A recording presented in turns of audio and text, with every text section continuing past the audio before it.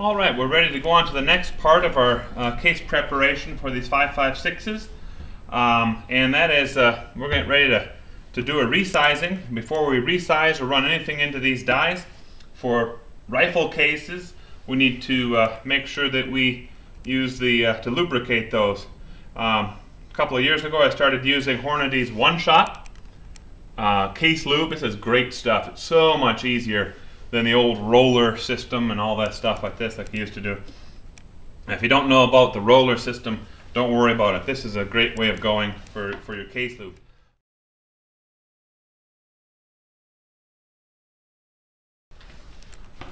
While we're waiting for the case lube to dry just a little bit on those cases, we're going to go ahead and put in the sizing die. This is a sizing die. That's a decapping pin. This is what pushes out the primer, the spent primer, and the rest of this thing simply takes care of uniforming the case mouth and tightening up. This is a full-size resizing die, meaning the entire case, actually not even the entire case, but about the majority of the entire case down to about here will be resized in this process. I don't do neck sizing only.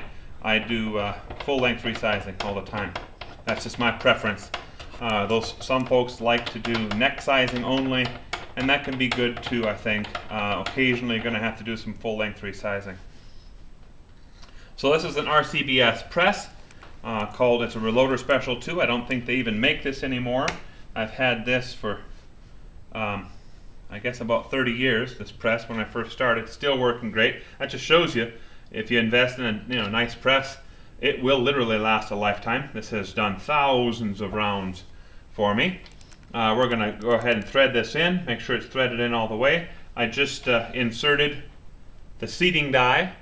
This is an RCBS seating die. This happens to be number 10, which fits the 5.56 and 2.23, as well as other calibers. You don't need to buy one of these for every caliber. Sometimes you have one of these that'll work for a couple calibers that you're reloading for. I am using Hornady dies.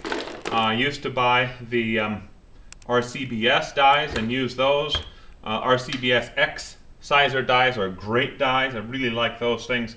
Just so happens that this 223 set of dies, I chose Hornady. I've got quite a few Hornady. I got quite a few RCBS. I think Hornady has really come on over the last couple of years, making some really good stuff for the reloader. Their bullets are very good. The reloading dies, some of their other equipment is really top of the line, top-notch stuff. So we've probably spent about 2 minutes since I lubed up these cases. What I just did is I pushed the spent primer catch little bowl here, pushed it forward, and what's going to happen is this ram, as I lower the handle, the ram is going to lift up and lift the case up into the die, and then that decapping pin is going to shove out the spent primer. It's going to drop right through a hole in here, and with this close to it, the spent primer will fall right into that cup right over there. When you're resizing, you want to make sure that you push this handle down entirely, all the way. Not right here, you're going to feel a little give. That's when it actually first makes contact. We're going to cam it over just that little bit extra. We're going to turn it over, whatever you want to call it, and that is 100% certain that we've got the full-length resize happening right there. Okay, so simply insert one case here, run the ram up. That's all there is to it, right there. That's the only difference. You don't really notice much difference other than the fact that the primer is gone. So I've got 80 of these to do. Alright, so we finished up all of the resizing. Got a bucket full of these primers. I'm just going to throw them away in just a minute. Now one of the things that we do, and we don't do this test until we've done the resizing, is we check what's called a case head expansion, CHE, for all of our rifle cases. And there's a maximum case head size right down here, okay? And If that becomes too large, number one, it won't resize properly, and it'll stay large, and that's a very good indicator that this case needs to be tossed. You may not detect it on the previous stuff when we did case preparation, but this is a nice test at this stage to see if this case will indeed go on to become a fully loaded cartridge later on. So for the 223 or 556 NATO, the maximum case size is 0.375. So I always think of the 375 H&H mag. This is 0.375 here.